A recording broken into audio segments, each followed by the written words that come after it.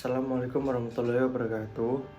Pada kesempatan kali ini, kelompok 5, akan membahas mengenai the Triarchic Theory of Successful Intelligence. Kelompok kami terdiri dari Aurel, saya sendiri, Bagas, Jihan, Dea, dan Abel. Hai, di sini saya akan menjelaskan teori triarki. Jadi, teori triarki merupakan pendekatan sistem di mana banyak aspek kecerdasan yang berbeda dan saling terkait satu sama lain, dan untuk saling memahami. Dan bagaimana cara inteligensi berfungsi menjadi satu sistem. Jadi, teori ini menjelaskan secara integratif hubungan antara kecerdasan dan dunia internal individu atau yang disebut mekanisme mental yang mendasari perilaku mental. Lalu, pengalaman atau peran individu melalui kehidupan antar dunia internal dan eksternalnya, serta dunia luar individu atau penggunaan mekanisme mental dalam kehidupan sehari-hari untuk mencapai intelligence yang sesuai dengan lingkungan. Saya akan menjelaskan subteori komponen. Pada subteori komponen dibagi lagi menjadi 3 bagian. 3 komponen tersebut diantaranya komponen meta, komponen kinerja, dan komponen perolehan pengetahuan.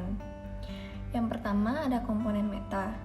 Komponen meta atau metakomponen merupakan proses tingkat tinggi. Metakomponen berfungsi merencanakan sesuatu yang akan kita lakukan.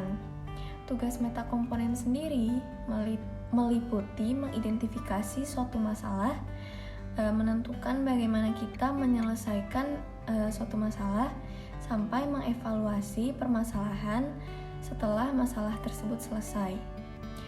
Yang kedua, ada performance komponen.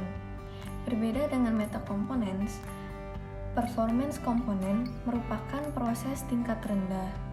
Namun, performance komponen masih berhubungan dengan metakomponen. Performance komponen bertugas memecahkan masalah sesuai dengan rencana yang telah dibuat pada metakomponen sebelumnya. Sebagian besar performance komponen lebih spesifik pada rentang tugas yang sempit.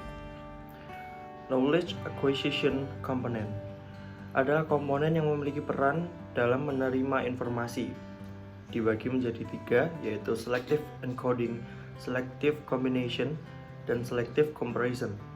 Selective Encoding adalah proses memilah informasi yang baru diterima. Selective Combination merupakan proses menstruktural informasi-informasi yang sudah dipilah di Selective Encoding.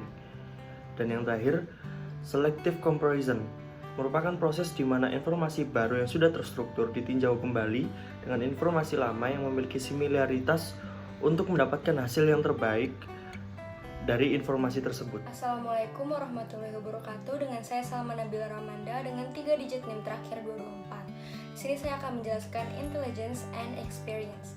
Menilai kecerdasan mengharuskan seseorang untuk mempertimbangkan tidak hanya komponen, tapi juga tingkat pengalaman yang diterapkan. Komponen dari pemrosesan informasi selalu diterapkan pada task dan situasi dengan salah satu level of prior experience. Oleh karena itu, mekanisme internal ini sangat terikat erat dengan satu pengalaman ke pengalaman lainnya. Berdasarkan experiential subteori, intelligence diukur dengan baik di daerah-daerah region dari experiential continuum yang melibatkan tugas atau situasi yang relatif baru di satu sisi atau di process of becoming automatized di satu sisi lainnya.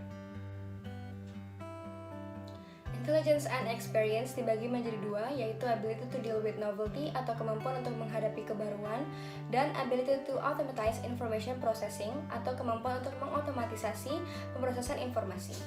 Ability to deal with novelty berdasarkan penelitian Davidson and Steinberg kami memisahkan 3 macam wawasan, yaitu insight of selective encoding, insight of selective combination, dan insight of selective comparison. Wawasan adalah di mana ketika seseorang bisa memutuskan informasi yang relevan, menghubungkan informasi, atau bagaimana informasi lama berhubungan dengan yang baru tanpa adanya isyarat jelas. Ability to automatize information processing, menurut Steinberg, menemukan bahwa korelasi antara orang dan potongan skematik gambar kinerja, analogi, dan ukuran kecerdasan umum meningkat dengan latihan atau praktek. Sebagai kinerja dalam suatu hal menjadi meningkat secara otomatis. Skilled reading sangat tergantung dengan otomatisasi bottom up dan kemampuan membaca dengan baik adalah bagian penting dari crystallized ability. Intelligence and the external world of the individual. Contextual subtheory juga merupakan bagian ketiga dari the triarchic theory of successful intelligence, yaitu intelligence and the external world of the individual. Contextual subtheory merupakan implementasi intelijensi internal dari individu terhadap dunia luarnya. Contohnya seperti cara individu memilih lingkungan, cara individu beradaptasi, dan cara individu membentuk suatu lingkungan yang sesuai dengan keterampilannya. Selanjutnya, saya akan menjelaskan pembagian dari kontekstual subteori. Yang pertama adalah adaptasi. Adaptasi merupakan sebuah upaya seseorang dalam menyesuaikan diri dengan lingkungannya yang melibatkan pembaruan dalam memproses informasi. Meski melibatkan pembaruan dalam memproses informasi, adaptasi yang dilakukan setiap lingkungan dapat berbeda, sehingga mengakibatkan perkembangan mental yang berbeda juga. Respons seseorang terhadap sesuatu dapat mempengaruhi perilaku adaptifnya.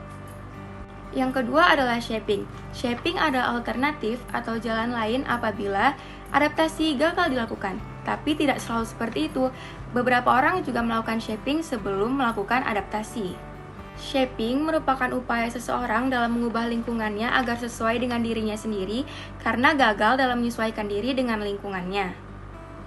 Shaping akan membedakan individu secara intelektual dalam mencapai kemajuan ilmu pengetahuan. Yang terakhir adalah seleksi. Seleksi adalah penolakan satu lingkungan demi lingkungan lainnya apabila seseorang gagal dalam melaksanakan adaptasi dan shaping. Individu akan memutuskan lingkungan yang baik dan optimal untuk dirinya sendiri dan meninggalkan lingkungan yang salah dan tidak perlu untuk mencoba menyesuaikan diri atau beradaptasi.